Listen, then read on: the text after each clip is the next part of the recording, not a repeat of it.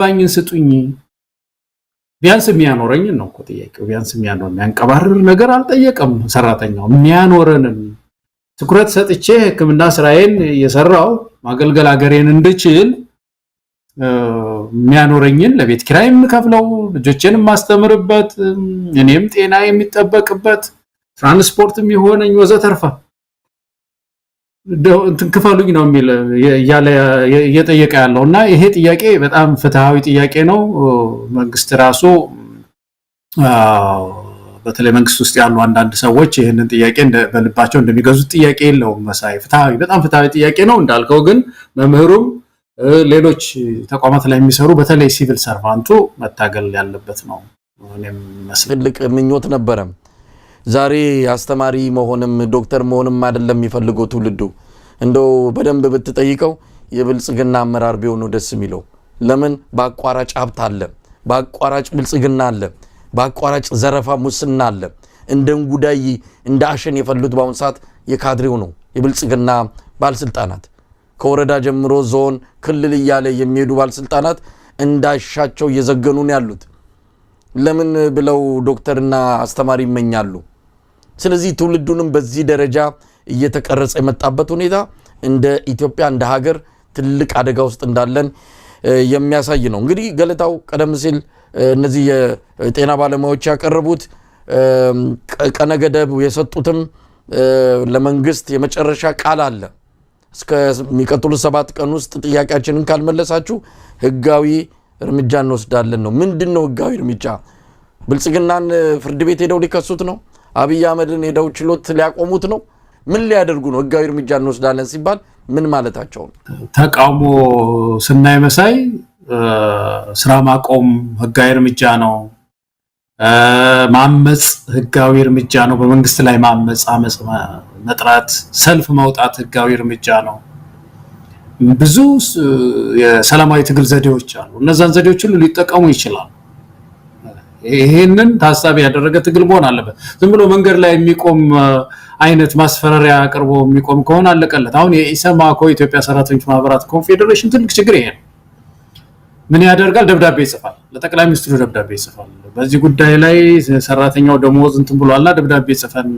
አስገባን ይላል ከዛ በኋላ ለቀበቃዝም ትግሉ ደረጃውን እየጠበቀ ማደግ አለበት ሌላው ሀገር እንደዚህ ነው የሆነው በሰራተኞች ማህበራት ነው የሰራተኛ ህይወት የተለወጠ እዚህ እኔ ከምኖርበት ከተማ ትንሽ ፈቀቅ ያለች አንድ ሌላ ከተማ አለች በአሜሪካ ታሪክ ውስጥ የታወቀች ከተማ ናት በዚህ በሰራተኛ አመጽ ጊዜ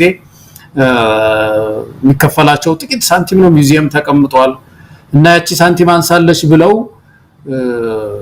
የሰራተኛ ማህበሩ ታግሎ ከመንግስት ጋር ጉሮሮ ለጉሮሮ እየተያያዘ ትንሽ ሳንቲም ያስጨመረ መጥቶ አንደኛ ጠንካራ ማህበር ተገንብቷል አሜሪካ ውስጥ አሁን ሁለተኛ የሰራተኛ ምንዳው አይነካም በምንዳው በፈሰሰው ጉልበት ልክ አገሩ ተከፍሏል ከአቅሟ ጋር የተገናዘበ ማለት ነው እና አንድ ዝም ብሎ ማባረር የለዚህ ሀገር እንደምታውቀው የጥብቅ ነው በጣም ይሄ የሆነበት ምክንያት ምንድነው አንድ መንግስታዊ ያልሆነ ተቋም አለ እዚህ ጋር ጠንካራ ተቋም የሚያሳምጽ ማለት ነው ሰራተኛውን አመጽ የሚጠራ እንደዚህ ነው የሚፈሩት ያ ሰራተኛውን አመጽ በጣም ነው የሚፈራው በዚህ በዲሞክራሲ በሰፈነባቸው ሀገሮች ውስጥ እንደምታውቀው መሳይ እነዚህ ተቋማት በጣም ይፈራሉና ኢትዮጵያ ውስጥ ያለው ይሄ ትንሽ የተዳከመ ነው የኢትዮጵያ ሰራተኞች ማህበራት ኮንፌደሬሽን እንደዚህ አይነት መሆን የለበትም አሁን ሀኪሙ ደረጃውን የጠበቀ ትግል አመጽ ማለት ነው ማመጽ በጎ ነው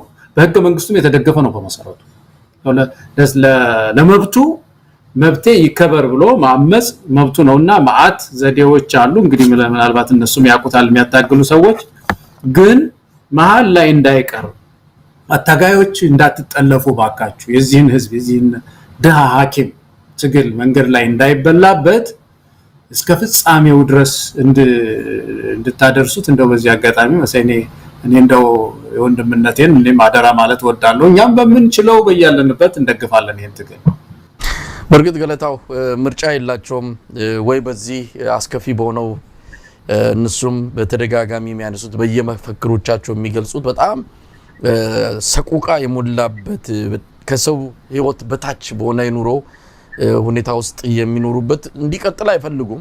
ስለዚህ በፍርሃት የሚያቆሙት ወይ የሆነ ዱላ ወይ የሆነ ቁንጥጫ ሲመጣ የሚበታተኑበት ሁኔታ መፈጠር የለበትም። አውቀው አስበው ሊመጣ የሚችለውን መስዋዕትነት ሁሉ ገምተው አስልተው መግባት ነው ያለባቸው። ትንሽ ስብስብ የሚፈራ ትንሽ የሰዎች ጉምጉምታ ሲኖር የሚደነብር ስርዓት ነውና በደነበረ ቁጥር መበርገግ አያስፈልግም። ይህንን አውቀው ሌሎችም እንዲቀላቀሏቸው ጥሪ ማድረግ አለባቸው። እንግዲህ ሂደቱን እየተከታተልንም እኛ የምናቀርብ ይሆናል። ገለታው እንደው በዚህ አጋጣሚ በዜና ደረጃም የደረሰን መረጃን ለማከል ያህል ነው። በአንከር ሚዲያ የዜና መርሃ ግብር ላይ አቅርበናል። እንደሰማነው ከሆነ ይሄ አድሏዊ አሰራሩ በተለይ የኦሮሚያ ብልጽግና ሁሉንም ነገር የመቆጣጠር እንቅስቃሴው ተጠናክሮ በመቀጠል የፋይናንስ ሴክተሩን የፋይናንስ አጠቃላይ ሁኔታውን ሙሉ በሙሉ በእጁ ለማስገባት እየሄደ ያለበት ርቀት እጅግ አደገኛና የኢትዮጵያን ሀገራዊ ህልውና ከገደል ውስጥ የሚጨምር እንደሆነ ነው የአንዳንድ ባንክ አመራሮች ስማቸው እንዲጠቀስ ያልፈለጉ የገለጹልን። በዚህ መሰረት የኢትዮጵያ ንግድ ባንክ ላለፉት ከግማሽ ክፍለ ዘመን ባላነሰ መልኩ በኢትዮጵያ ንግድ ባንክ የሚንቀሳቀሱ የድርጅትና የማህበራት ሂሳቦች በሙሉ ወደ ክልል ባንኮች በተለይ ወደ ኦሮሚያ ባንኮች ብዙ ናቸው፣ ወደ እነሱ እንዲዛወር ነው የተደረገው። የድርጅትና የማህበራት ሂሳቦች እንግዲህ በጣም ትልልቅ ገንዘቦች የሚንቀሳቀሱበትና ተቀማጭ የሚደረግባቸው ሂሳቦች ናቸው። እነዛ ሂሳቦች በሙሉ ወደ ኦሮሚያ ባንኮች እንዲዛወሩ መደረጉን ሰምተናል። ከዚህ በፊትም እንደዚሁ የተለያዩ አድሏዊ አሰራሮች እንዳሉ ከውጭ ምንዛሪ ጨረታ አንስቶ አንዳንድ ማህበራት አንዳንድ የህብረት ስራ ተቋማት ጭምር ሂሳብ መክፈት ሲፈልጉ በቀጥታ ከኦሮሚያ ባንኮች እንዲጠቀሙ የሚያስገድዱ አንዳንዱ በእጅ አዙር ነው አስገዳጅ ነገሩ ያለው፣ ሌላው በፊት ለፊት ጭምር የሚመጣ እንደሆነ የተገለጸው። በልዩ የአገዛዙ የኦሮሚያ ብልጽግና ድጋፍ የኦሮሚያ ባንኮች የተለየ ጥቅም የተለየ ስኬት የሚያገኙበት ነገሮች ናቸው እየተመቻቹላቸው ያለው። በዚህም የተነሳ ሌሎቹ ባንኮች ከጫዋታ ውጪ እየወጡ ነው። ምናልባትም በቅርቡ በርካታ ባንኮች ሊዘጉ የሚችሉበት እድል ወይም ደግሞ አደጋ እንዳለ ነው የገለጹልን። ምናልባት እዚህ ላይ ማስተያየት መስጠት ከተቻለ በእርግጥ በብዙ ነገር አድሏዊ ነገሮች አሉ። አሁን አይን ያፈጠጠ በተለይም ደግሞ የፋይናንስ ሴክተሩን ሙሉ በሙሉ በመቆጣጠር አስበው አቅደው የገቡበት ጉዳይ ነው። ገለታው በዚህ ላይ ምናልባት አስተያየት መስጠት ከተቻለ የባንክ ኃላፊዎች በቅርቡ አብዛኞቹ ባንኮች ሊዘጉ ይችላሉ ብለው ስጋታቸውን እየገለጹ ነው ያሉት። ይሄ ሀብት ወደ አንድ ገዢ መደብ አካባቢ ማከማቸት እንቅስቃሴያቸው እና አብይ አህመድ ዛሬም እንደቀጠለ ነው። በአንድ በኩል ይህንን የብሔር ምልክት ሁሉ እያፈረስን ያለ ነው፣ የመኪና ታርጋ ወደ ኢትዮጵያነት ቀይረነዋል ሲሉ ትሰማለህ። በሌላ በኩል ግን ይሄ በጣም ወሳኝ የሆነ የፋይናንስ ተቋም እሱ ላይ ደግሞ ወደ አንድ ቋት ሀብት ለማጠራቀም ሲሞክሩ ይታያል። እና እንደዚህ ነው ብልጽግና በተለይ አብይ አህመድ እንቅስቃሴ እንደዚህ ነው ያደረገ ያለው እና የኢትዮጵያውያን ሁላችን ልንነቃበት ይገባል። ይሄ ለኦሮሞ ህዝብ የሚጠቅም ሆኖ አይደለም እኮ አንድ የሆነ ገዢ መደብ ለመፍጠር ነው ህወሓት ያደርግ እንደነበረው አይነት እንደ ኤፈርት አይነት ካምፓኒዎችን እያጠናከረ የትግራይን ህዝብ በጣም ደሃ አድርጎ የተወሰኑ ሰዎችን ከፈጥሮ ያበለጸገ ነበር የነበረው። ልክ እንደዚህ ነው እንግዲህ አብይ አህመድ ማካሄድና ይህን አካሄድ ሁሉም ኢትዮጵያዊ በእውነት በንቃት በጣም ለንቃወሙ የሚገባ ነው። ነገር ግን በጣም ያሳዝናል። ተመልከቱ፣ አሁን በቀደም አሁን ያነሳነው ነገር ነው። የመኪና ታርጋ ኢትዮጵያዊ ልናረጋው ነው በሙሉ በቃ የአማራ መኪና የሚባል የለም፣ ኦሮሞ መኪና የለምና ኢትዮጵያዊ ሆነ ትለዋለ በቃ በአንድ በኩል። በሌላ በኩል ግን ገንዘቧን ግን ይኸው እንደዚህ አይነት ዘዴዎች ሲጠቀም እናያለን። እና ይሄ ፓርቲ ይሄ አብይ አህመድ አስተዳደር በምንም አይነት ይችን ሀገር በእውነት ከብሔር ፖለቲካም ከብሔር ኢኮኖሚም ሊያላቅቃት አይችልም። እና ትግላችን ከፍ ማለት አለበት ወደ አንድ ደረጃ ያስባለሁኝ። ግን እጅግ በጣም አሳሳቢ እንቅስቃሴ ነው መሳይ። በጣም ፋይናንስ ተቋማችን በጣም ነው የሚጎዳው። አዎ ገለታው በጣም ስጋት የገባቸው የፋይናንስ ሴክተር ባለሙያዎች እንደዚሁም የባንክ ስራ አስኪያጆች ናቸው መረጃውን እንዲወጣ ያደርጉት። ከዚህ በፊትም ገልጸዋል። በአሁኑ ሰዓት ተቀማጭ ገንዘብ ተመናምኖ አልቋል። ያበደሩት ገንዘብ እየተመለሰ አይደለም 70% ያበደሯቸው ገንዘቦች አልተመለሱም እነዚህ ገንዘቦች ያልተመለሱት ደግሞ የወሰዱት ባለሀብቶች የኢኮኖሚው እንቅስቃሴ ስለተዳከመ ሰርተው የሚከፍሉት ገንዘብ የለም ስለዚህ ንብረታችንን በሐራጅ ሸጣችሁ ከፈለጋችሁ ወሰዱት ይያሉን ያሉት በሐራጅ ሊሸጡ ሲዘጋጁ ደግሞ የሚገዛ ጠፋ ምክንያቱም አጠቃላይ ሁሉ ነገር ሽባ የሆነበት ሁኔታ ነው የተፈጠረውና በዚህ ማለት ነው እንግዲህ እነዚህ ባንኮች እየተዳከሙ ሲመጡ ሌሎቹ ከስርዓቱ ጋር ቅርበት ያላቸው በብሔር ውግንና በተለያየ መልኩ ከስርዓቱ ጋር ቅርበት ያላቸው ባንኮች ግን እየፋፉ የመጡበት ሁኔታ በእርግጥ አጠቃላይ ቀውሱ እነሱንም ነገ ከነጎዲያ ማዳከሙ አይቀርም ግን ለጊዜው ባለው ሁኔታ ግን አድሏዊው አሰራር እንደጠቀማቸው ነው የሚገለጸውና በአሁን ሰዓት የሚያበድሩትም ገንዘብ የለም ደንበኛ ማፍራት አልቻልንም ነው ያሉት ደንበኛም በሙሉ ወደዛ እንዲሄድ ነው ነገሮች እየተመቻቹ ያሉት አዳዲስ ደንበኛ ለማፍራት የሚያስችል እኛ ጋር ያለው ነገር በሙሉ አሟጣን ብንጠቀምም ነገር ግን እዛ ባለው ሁኔታ የተነሳ ብዙ አዳዲስ ደንበኞች ወደኛ መምጣት አልቻሉም ስለዚህ ባለበት እርገጥ ወደ ኋላ እየሄድን ያለነው ነገ ከነጎዲያ ከጫውታ ውጭ እንወጣለን ሲሉ ነው ስጋታቸውን የገለጹት አንተ እንዳልከው በብሔር የተደራጁ በተለያየ መልኩ አድሏዊ የሚደረግ ክልላዊ ባንኮች እንዳሸን መፍላታቸው ለኢትዮጵያ ትልቅ አደጋ ሆኖ ነው የመጣው እንግዲህ ወደ ሌላው ርዕሰ ጉዳይ እንሄዳለን የአቶ ታዬ ደንደአን ደብዳቤ እስቲ እንመልከተው ገለታው አቶ ታዬ ደንደአ ለምርጫ ቦርድ ደብዳቤ አስገብቷል በደብዳቤያቸውም ብልጽግና ፓርቲ በቅርቡ ያካሄደው ድርጅታዊ ጉባኤ የተጭበረበረ በመሆኑ ይሄ ጉባኤ እንዲሰረዝና በጉባኤው የተወሰኑ ውሳኔዎችም ህገወጥ ተደርገው እንዲወሰዱና እንዲሰረዙ የጠየቀበት አዲስ ጉባኤ እንዲካሄድ በዚህ አዲስ ጉባኤ ማይካሄድ ከሆነና ብልጽግና ሻፈረኝ የሚል ከሆነ ግን ምርጫ ቦርድ ከማገድ ፓርቲውን እስከ መሰረዝ የሚደርስ ውሳኔ እንዲያስተላልፍ ነው አቶ ታዬ ደንደአ የጠየቁት ምናልባት ለዚህ ምክንያታቸው ምንድነው የሚለው ነው እንግዲህ እንደ አንድ ማዕከላዊ ኮሚቴ አባል እንዳልሳተፍ ተደርጊያለሁ ከ225ቱ የብልጽግና ማዕከላዊ ኮሚቴ አባላት አንዱ ሆኜ ነገር ግን መመረጥም በሚችልበት የተለያዩ ሐሳቦችን ማቅረብ በሚችልበት በተለያዩ ጉዳዮች ላይ እንዳልሳተፍ በመደረጌ ይሄ ህገወጥ ተግባር በመሆኑ ይሄንን ያደረገ ፓርቲ በአንቀጽ ተጠቅሰዋል አንቀጹን አንቀጽ 16 መሰለኝ በዛ መሰረት ህጋዊ ጉባኤ ተካሂዷል ተብሎ ስለማይታመን ከምርጫ ቦርድ እርምጃ እንዲወስድ ነው አቶ ታዬ ደንደአ የጠየቁት ጥያቄው በራሱ ትልቅ ነገር ነው ግን ያቀረቡት ምክንያት ምን ያህል ከህግ አንፃር ምን ያህል ከመተዳደሪያ ደንቡ አንፃር የተሟላና የሚያስኪድ ነው የሚለው ለውይይት ሊቀርብ ይችላል ግን እንዳጠቃላይ ምርጫው ወይም ደግሞ ጉባኤው የተጭበረበረ ነው ብለው የተነሱበት ሐሳብ ግን ትልቅ ነው ብሎ መውሰድ የሚቻል ይመስለኛል ገለታው ምን ብልጽግና ምን ያላጭበረበረው ነገር አለ ብለህ ነው መሳይ ምርጫውን አጭበርብሮ ነው ስልጣን ላይ አንድ ሌላ ፓርቲ ሆንኩ ሲል ከኢህአዴግነት ተቀይሬ ብልጽግና ሆንኩ ሲል አጭበርብሮ ነው የመጣው ፕሬዚዳንት ራሱን ሲያስመርጥ የማጭበርበር ምርጫ ነው ጨረባ ምርጫ ነው የተደረገው እንደዚህ አይነት ምርጫ በሀገሪቱ ህግ መሰረት የለም አይደረግም ነውር ነው ተሰምቶም አይታወቅም ኢዲ አሚን ብቻ ነው ራሱን ያስመረጠው ራሱንም እስከ ማርሻል ድረስ ማርሻል ምንድነው የቀረኝ ብሎ አንድ ጊዜ አሰላ ቢሮ ውስጥ ፕሬዚዳንት ሆኛለሁ የዚህ ሊቀመንበር ሆኛለሁ ተጠርቶም አይታወቅ ስም አገኘ ብዙ የቀረው እንትን ነው ሚሊተሪ እነሱንም ደግሞ ያው እንግዲህ ማርሻል የሚባለው ነው የሚለው ወስዶ እስከዛ ድረስ ራሱን ሲያስመርጥ የነበረ ሰው ነው አብይ አህመድ ቁጭ ብሎ ራሱን ያስመረጠ ሰው ነውና እንደዚህ ሆኖ ምንም ያልሆነ ፓርቲ ምንም ያለው ከህወሓት ጋር ያደረገው ፍቺ አይታወቅም እስካሁን ድረስ ርክክብ የሚባል ነገር አለ አሁን ከኢህአዴግ ውስጥ ኢህአዴግ ሲፈርስ የተወሰኑ ተስማምተው አንድ ፓርቲ ኖራለን ህወሓት ደግሞ አልሆነም ካለ በመሃል ጦርነት መጣ እስካሁን ድረስ የተቋጨ ነገር የለም እንዴት እንደተፋቱ የሚታወቅ ነገር የለም እና ማአት ህጋዊ ጥያቄዎች ያሉበት ፓርቲ ነው ሲመሰረት ጀምሮ ከሁሉም የሚያስገርመው ግን ህዝብ ጫንቃ ላይ ሌላ ፓርቲ መሆኑ ነው መሳይ ይሄ በጣም ያስገርመኛል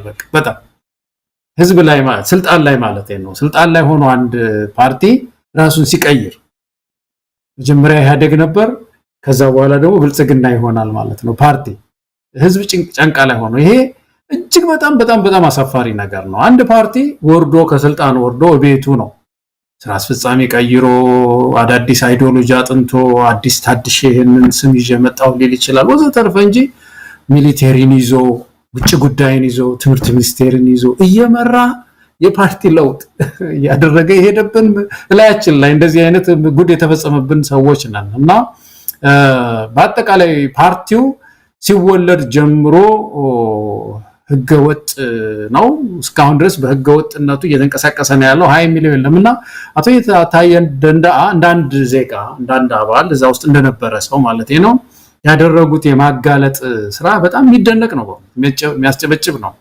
ሌሎችም እንደዚሁ እዛ ውስጥ ያሉ ሰዎች በሐቀኝነት እየተነሱ በተለይም ይሄ በድብቅ ያለው ስብሰባ ላይ የሚደረገውን ጉድ ቢያጋልጡ የኢትዮጵያ ህዝብ ትግል ላይ የሆነ ነገር ሊጨምር ይችላል ብዬ አስባለሁ እንጂ የፓርቲው ህገወጥነት ምንም ተብሎ ብዙ ጊዜም ተወያይተንበታል እንደምታውቀው መሳይ ምርጫ ቦርድ ራሱ የተተቸበት ማለት ትልቁ ነገር ይሄ ነው ወደ ምርጫ ከመግባቱ በፊት እኮ ምንም የምርጫ ቦርድን ህግ እኮ ሳያከብር እኮ ዘለቆ ነው የገባው እንደምን ምላሽ ሊሰጥ ይችላል ምርጫ ቦርድ እንግዲህ ብልጽግናን መንካት ማለት የማይቻል ነው አሁን ምርጫ ቦርድ እንኳን እነዚህ ኃላፊዎች አሁን በምንም እናቃቸው ኃላፊዎች አይደለም የመጡት ቢያንስ ብርቱካን ሚደቅሳ እንኳን ቢሆኑ እነሱም ያለፈው ትልቅ ስህተት ነው የሰሩት ግን ቢያንስ የተወሰነ ነገር ሊሉ ይችላሉ ብለን እንጠብቃለን አሁን ምርጫ ቦርድ ላቶ ታየ ደንደአ እንደው በቂ ነው እንኳን ባይባል የሆነ ነገር ሊል ይችላል ብለ ተጠብቃለህ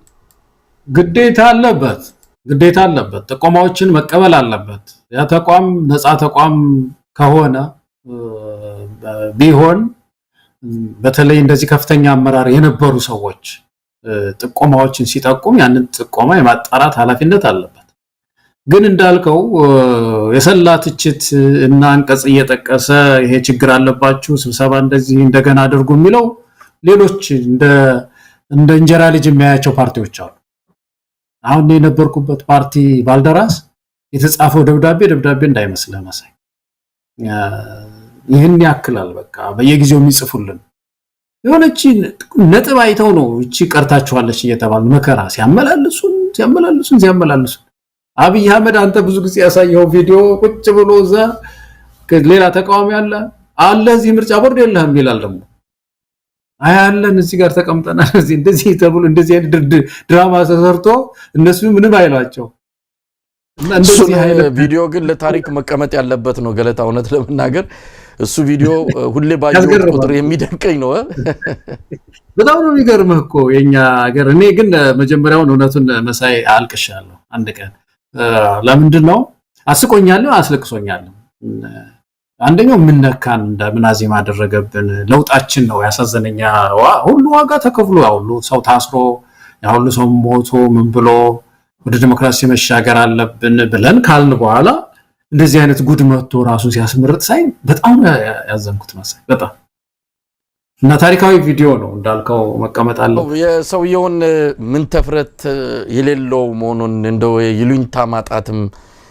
ለስልጣን ያለው ስግብግብነትም ምን ያህል ጫፍ የደረሰ መሆኑን ከማሳየት ባለፈ ደግሞ ይሄ ጉኡዛን ዘንድ ተሰብስበው ይሄንን በጭብጨባ ያጀቡት የብልጽግና ባለስልጣናት ደግሞ ይገርማሉ እንዲህ አይነቱ ነገር መቼም ይሄ የቴክኖሎጂ ዘመን ነው ቪዲዮ ሁሉ ነገር ቀርጾ ያስቀምጣል ነገ ከነጎዳ የሚያፍሩበት ታሪክ ነው እሱ እንኳን በዚህ ደረጃ ለማፈረም ሞራል ያለው አይመስልም ይሄው አሁንም የተጨበረበረ ነገር ነው ያደረገ ያለው ቀጥሎበታል ትንሽ እንደው ቆንጠጥ የሚያደርገው ነገር ህሊና ውስጥ ያለም አይመስልም እንዲህ አይነት ህዝብ 130 ሚሊዮን ህዝብን እንዲህ በአደባባይ እየሸረደርክ ራስን አስመርጠ መሪ ነኝ ብለ ስትመጣ ከዚህ በላይ ይሉኝታ ማጣት ከዚህ በላይ አይን ቀቅሎ መብላት መቼም የለም የዲያሚን ዳዳን ገለስካቸው የዲያሚን ዳዳ እንደዛ አደረጉ አልክ እንግዲህ ከኢትዮጵያ ስነ ልቦና አንፃር ካደግንበት አንፃር ነው ትንሽ አፈር ማለትም አንገት መስበርም በዛ ደረጃ ያደግንበት ኢትዮጵያዊ ባህላችን ነው ከዛም የወጣም አይመስልም እንዲህ አይነት አይን ያወጣ ምርጫ ራሱን አስመርጦ መሪ ሆነበት እንግዲህ አቶ ታየ ደንደአ ምናልባት ወደ ኋላም ሄዶ ያንን ጉባኤ ጠቅሰው የበለጠ ክሳቸውን የበለጠ ሐሳባቸውን የሚያዳብር ነውና በደንብ በጉዳዩ ላይ ቢገፉበት ጥሩ ነው የሚል ሐሳብ ነው ያለኝ እንግዲህ እንዲሆን እጩ የቀረበውን ሰከንድ የሚያደርግ ሰው ካለ የሳቸውን ሐሳብ የሚደግፍ ማለት ነው። በእንደዚህ አይደለም በመናገር ነው። እሺ ጥሩ ሰከንድ የሚያደርግ በርካታ ሰው ስላወጣ ይቅርና አብይ ባለፉት 4 ዓመታት ብልጽግናን ስለመራ አሁን ይበቃዋል፣ ከአብይ የተሻለ ሰው ብንመርጥ ለኢትዮጵያም ለብልጽግናም ይበጃል እና እጩ ሆኖ መቅረብ የለበትም የሚል ሰው እድል ልስጣው።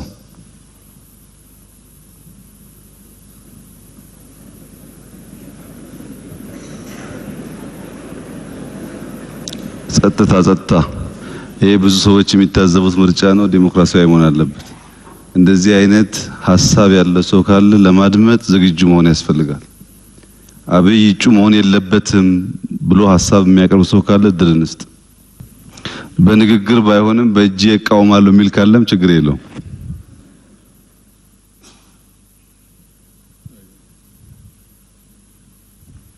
የሚቃወም ሰው ካለ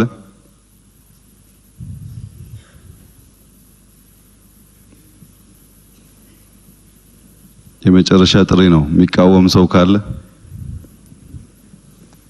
እሺ፣ አብይ እጩ ሆኖ እንዲቀርብ እንደግፋለን የምትሉ በእጅ አሳዩኝ። 1/3 ይሆናል። የምርጫ ቦርድ ታዛቢዎች ቦታችሁ ይዛችኋል? ምርጫ ቦርድ አለ? የት ናቸው? አላችሁ? አቶ ታዬ ደንደአ ጥሩ ነው እንዳንድ ፓርቲ አባል እንደነበሩት፣ ግን የፓርቲዎች ምክር ቤት የሚባልም አለ መሳይ የጋራ ፓርቲዎች ምክር ቤት የሚባል እኔም በተወሰነ ጊዜም ቢሆን የተሳተፍኩበት በአዲስ አበባ ዙሪያ ነው እኛ የተሳተፍን የነበረውና ያ ምክር ቤት እኮ ስራው ይሄ ነው እኮ። አንድ ፓርቲ በተለይም ስልጣን ላይ ያለ ፓርቲ ህግ በዚህ ደረጃ ሲተላለፍ ግልጽ የሆነ ቫዮሌሽን እኮ ነው ይሄ። በቃ በቴሌቪዥን በሚተላለፍ ፕሮግራም ላይ ጠቅላይ ሚኒስትሩ ራሱን ያስመረጠበት ፓርቲ ሲሆን ክስ መመስረት አለበት። ይሄ ተቋም ፓርቲዎች ምክር ቤት ማለት ነው። ክስ መስርቶ ይሄ ፓርቲ እንዲህ ይሄን የሀገሪቱን ህግ ጥሷልና መሰረዝ አለበት ብሎ ካልታገለ ያ የጋራ ምክር ቤት የሚባለው ነገር እኮ በቃ የላንቲካ ነው ማለት ነው። በቃ ይሄ እኮ ነው የሚያሳዝን ነገር። ኢትዮጵያ ውስጥ ያለው ተቃዋሚ ፓርቲ እና ኢዜማ ምናምን ይገቡና ያበላሹታል። ይሄ የጋራ ምክር ቤት የሚባለውንም ራሱ እንዳይንቀሳቀስ ያደርጉታል። እና አብን ተጨመሩለት አሁን ደግሞ አጨብጫቢ በቃ እንዳይንቀሳቀስ ያደርጉታል እንጂ ከአቶ ታዬ ደንደአ ጋር ይሄም ተቋም ይሄንን ክስ መቀጠል ነበረበት ማለት ነው። ገለታው እንግዲህ በብልጽግና እንደዚህ አይነት ህገወጥ እንደው አቶ ታዬ እንዳሉትም የተጭበረበረ ጉባኤ ያደረገውን በዝምታ ያለፈው ምርጫ ቦርድ ህወሓት ላይ ግን ጠንክሯል።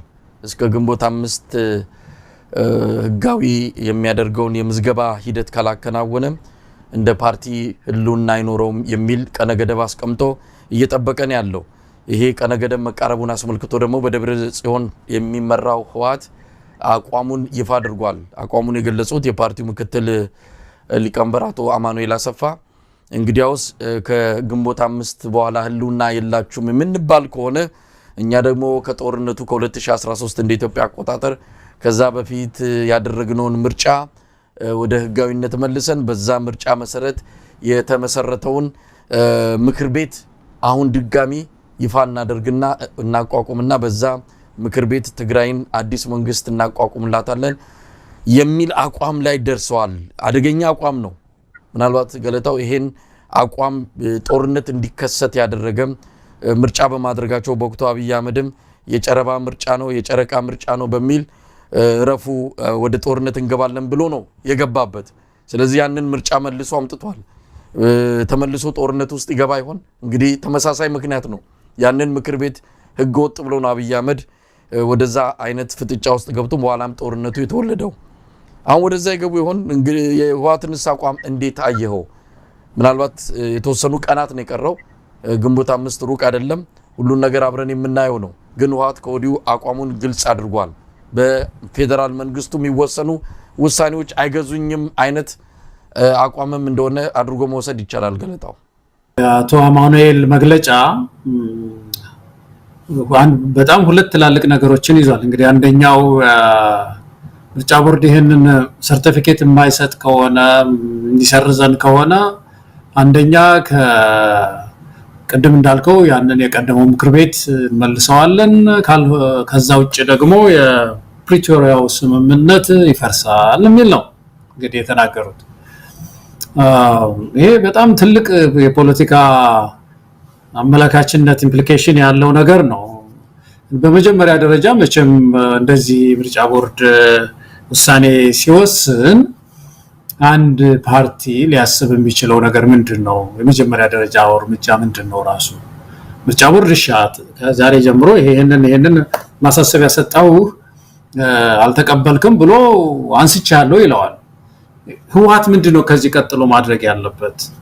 ፍርድ ቤት እኮ ነው አሁን እንግዲህ ፕሮሲጀሩ እንደዛ ነው። ወደ ፍርድ ቤት ሀገሪቱ እስከ ሰበር ሰሚ ችሎት ድረስ አለ።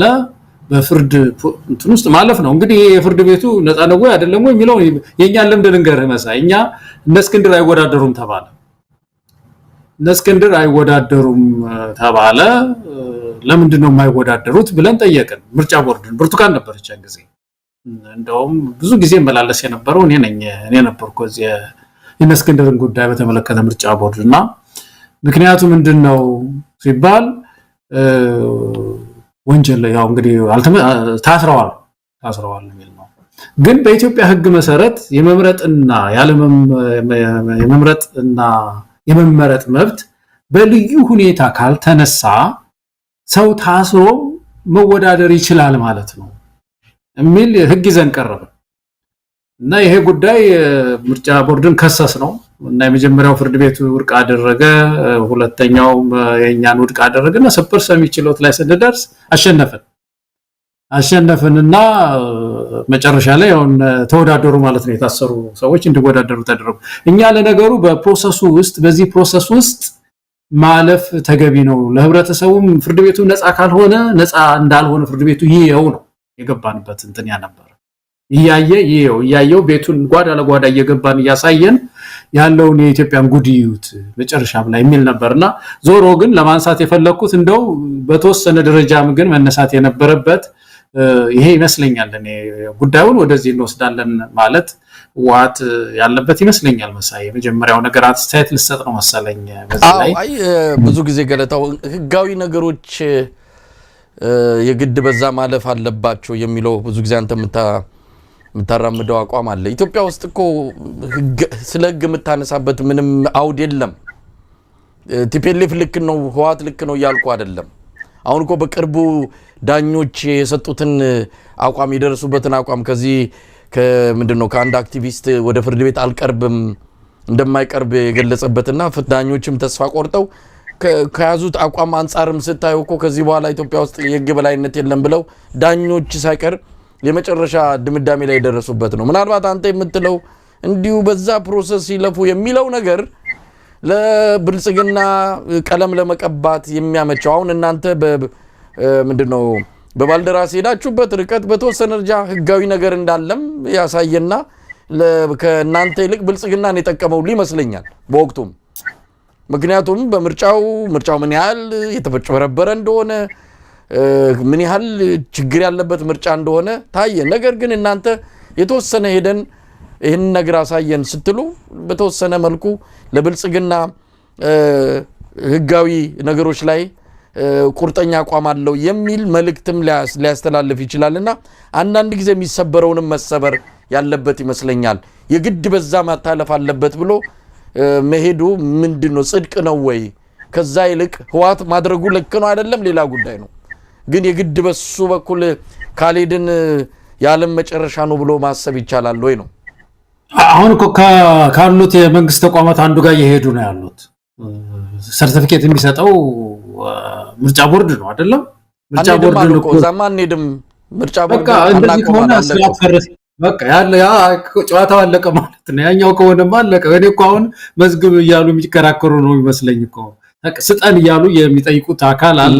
በቃ እኛ ህጋዊ ነን እኮ እነሱ እኮ ከምርጫ ቦርድ የምንጠብቀው ሰርቲፊኬትም የለም። እኛ በትግራይ ህዝብ ውስጥ ልብ ውስጥ የታተምነው 50 ዓመት የመጣን ድርጅት ነው ማን ነው ግንኛ ሰርቲፊኬት የሚሰጠው ብለው እኮ አቋማቸውን ገልጸዋል ከምርጫ ቦርድ የሚጠብቁት ምንም የለም ከዚህ በፊት እኮ ፕሮሰስ ውስጥ ነበሩ እንግዲህ አዲስ ነገር ነው ማለት ነው መሳይ ከዚህ በፊት እኮ እንዲ ብዙ ደብዳቤ እኮ ነው የተጻጻፉት ከምርጫ ቦርድ ጋር ብዙ ሄደው እነ ደብረጽዮን ደብዳቤ አስገብተው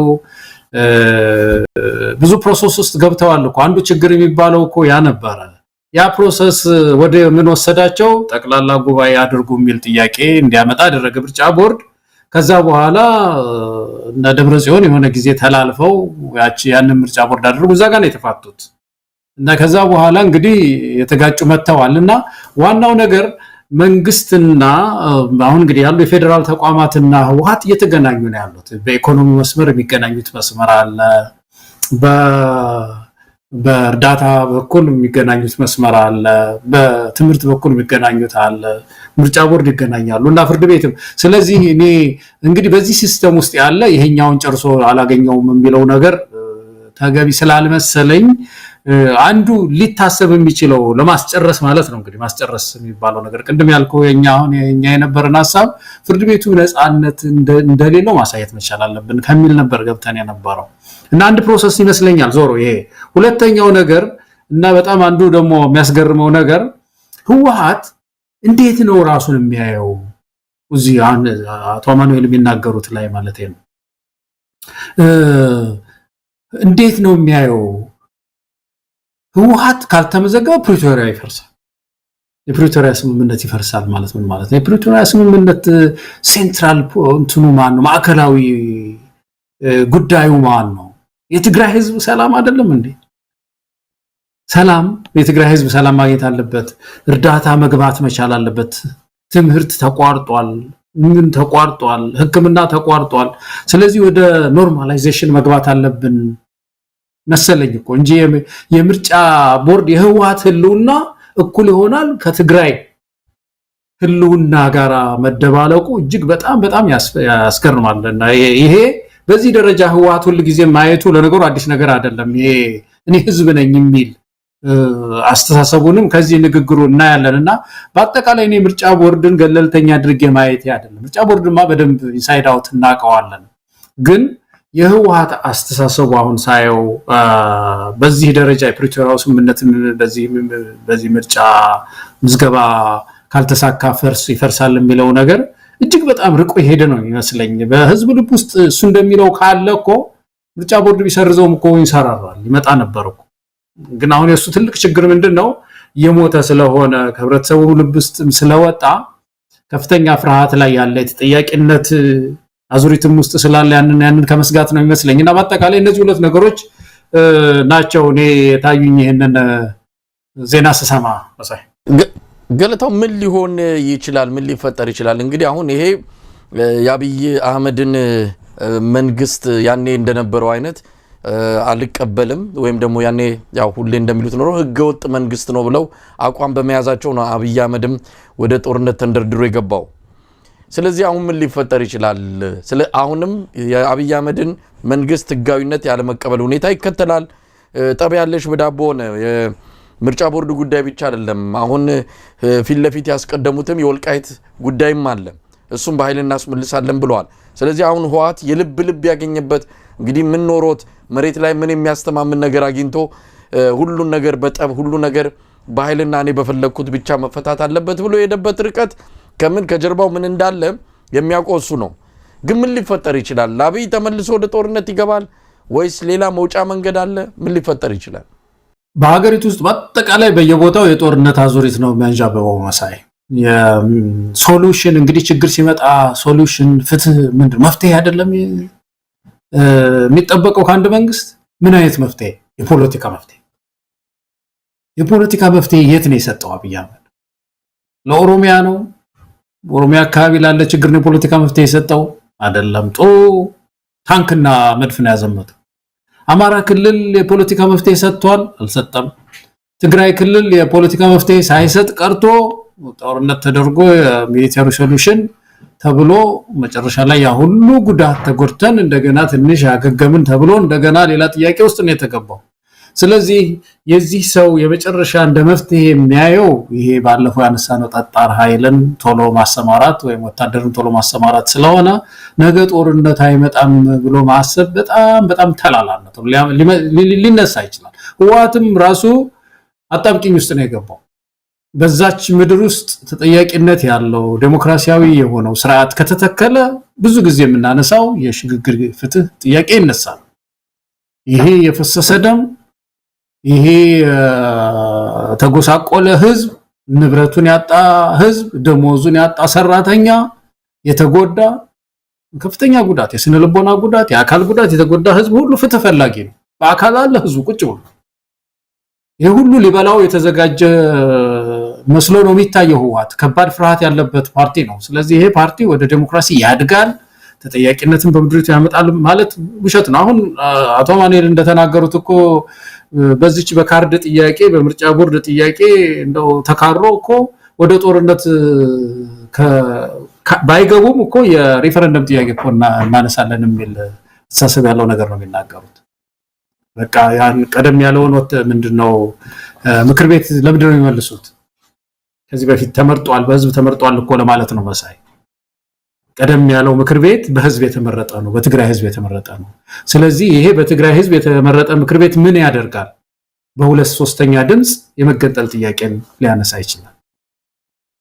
ይሄን የመገንጠል ጥያቄ አንስቶ ወደዚህ ልካል ማለት ነው። መብቱ መከበር አለበት። ከዛ በኋላ ገለታው ወደዛ የመግባት ሁለቱም ኃይሎች ህወሓትም ሆነ ብልጽግና ከ2013 በፊት ባሉት ቁመና ላይ አይደለም ያሉት። ሁለቱም በጦር ኃይልም በህዝብ ድጋፍም በብዙ ነገር ከ3-4 እጅ በላይ የተዳከሙበትና ከአጠገባቸው እነዛን ደጋፊ የሚባሉ ኃይሎችን በሙሉ ያጡበት ነው። በኢኮኖሚ ደቀዋል፣ በወታደራዊ አቅም ደቀዋል። ደጋፊያቸው አጠገባቸው አይደለም ያሉት። ሁለቱም ጥርስ የላቸውም። በምናቸው ሊዋጉ ነው? በምናቸው ሊነካከሱ ነው? ምናልባት እሱንስ ከግምት ማስገባት አይቻልም ወይ?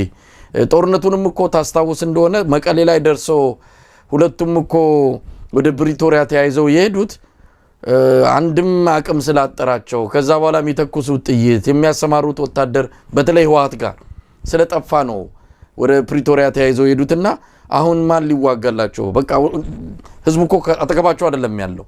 አብይ አህመድ ያንን ጦርነት ያሸነፈበት በምን እንደሆነ ይታወቃል። የአማራ ኃይሎች ካጠገቡ ስላሉ ትግራይ ማነው ኤርትራ ካጠገቡ ስላለች ነው። አሁን ማንም የለም። በዚህ ላይ በጣም በከፍተኛ ደረጃ ደቋል ሰራዊቱ። ምናልባት አሁን አንድ የሚተማመንበት ይችኑ ድሮኗን ነው።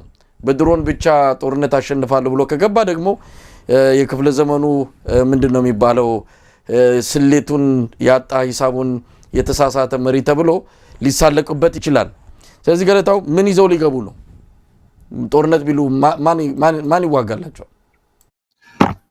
እንደው የሚታየኝ ምንድነው መሳይ እንደዚህ ላርጅ ስኬል የሆነ ጦርነት እንዳልከው ባለፈው በአንድ በኩል በዚህኛው ኢትዮጵያ ሀገር ይላድን በዛኛው ደግሞ ኤግዚስቴንሻል ትሬት ነው ወይም ደግሞ ሊያጠፋ የመጣ ነው በሚል ህብረተሰብን ያሳተፈ ትግል ውስጥ ነበር ጦርነት ውስጥ ነበር ከዚህ በፊት የገቡት። አሁን የጦርነቱ መጠን ሊለያይ ይችላል፣ ግን እነዚህ ሰዎች ከጥይት ድምጽ ያንን አካባቢ ነፃ ያደርጉታል ብዬ አላምንም መሳይ። ቆላም እየገቡ የተወሰኑትን ይዘው ደጋም እየወጡ ኢንሰርጀንሲ ሊሆን ይችላል፣ ይሄ ምንድነው በሰርጎ ገብ አይነት ትግል ሊሆን ይችላል። ብቻ ረፍት የሚሰጡ ናቸው ብዬ አላምንም እኔ።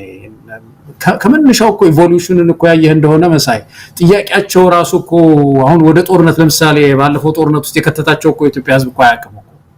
ባለፈው የማናቸው ሞንጆሪኖ ወይዘሮ ፈትለወርቅ ሲናገሩ ምንድነው ያጋጫችሁ ሲባሉ እኮ መናገር እኮ አልፈለጉም።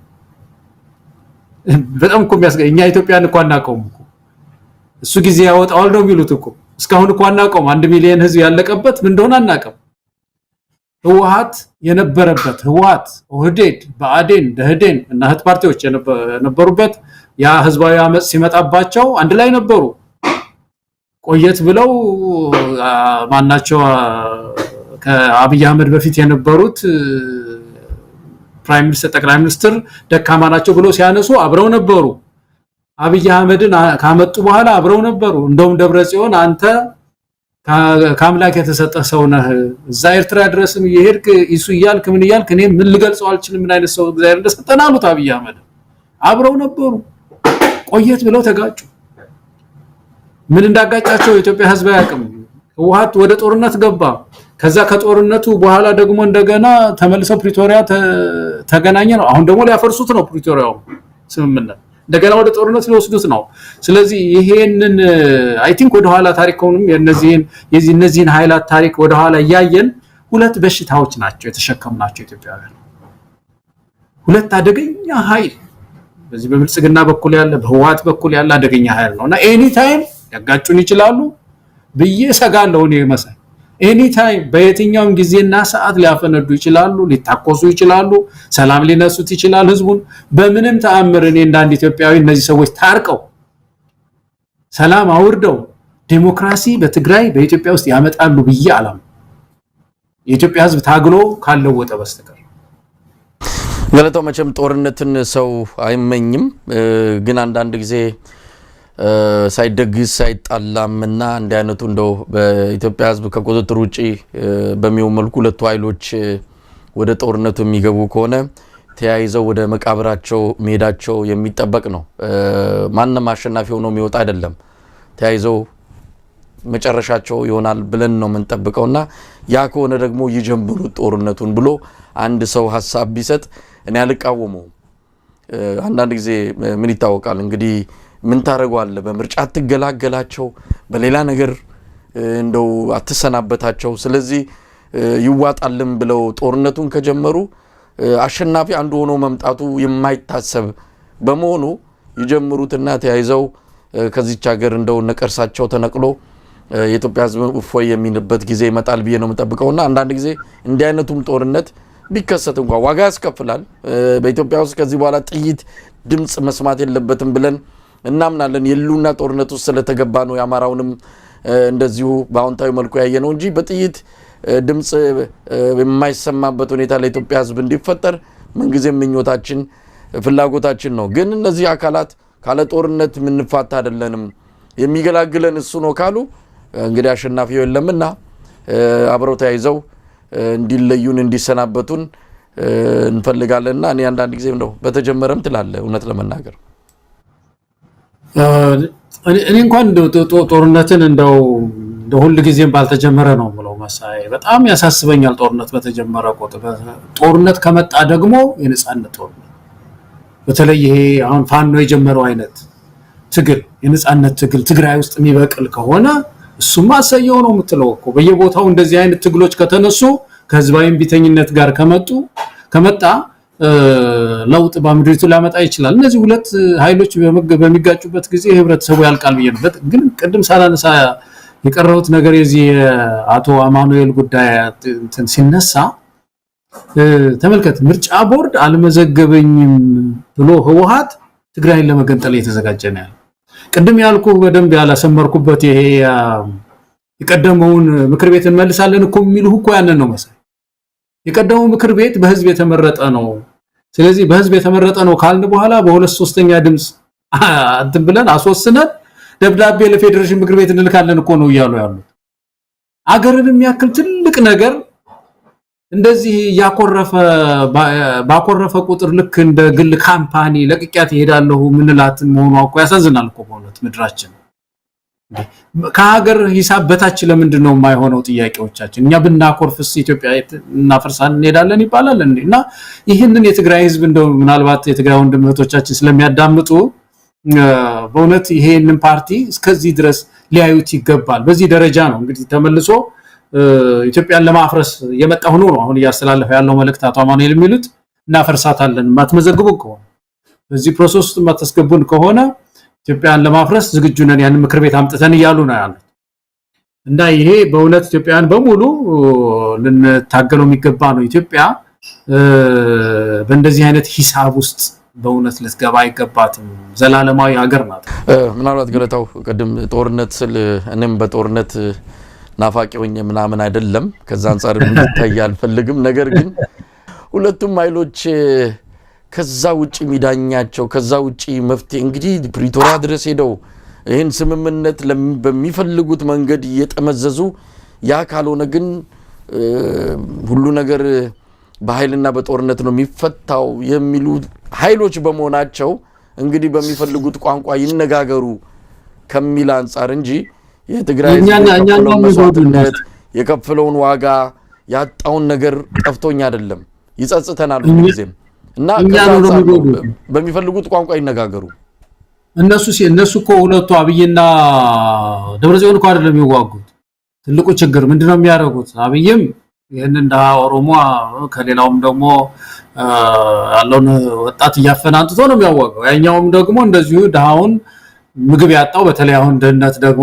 ከፍተኛ ችግር አለ በየገበሬው መካከል ናናዚ ቀለብ ሰፍርላሉ ያሉ ዳውን ነው የሚያጨርሱት ለዛ እኮ ነው ያልኩት ከዚህ ይበልጥ የሚጠበቀው ኢትዮጵያ ውስጥ እንደ ፋኖ አይነት አደረጃጀት ትግራይ ውስጥ መብቀል መቻል አለበት እና እነዚህን ሁለት የተነቃነቁ ጥርሶች የሚያስወግድ እንቅስቃሴ ከትግራይ ከአማራ ከኦሮሞ ተደራጅቶ መምጣት መቻል አለበት አለበለዚያ ኢኮኖሚያችንን ያደቀቁ እርስ በርስም ያፋጁ እንዳያስጨርሱን ከሚል ነው መሳይ የሚያሳቡን ያነሳው ተሟገናለሁ ገለታው እንግዲህ በዚህ የዛሬውን ዝግጅት እናበቃለን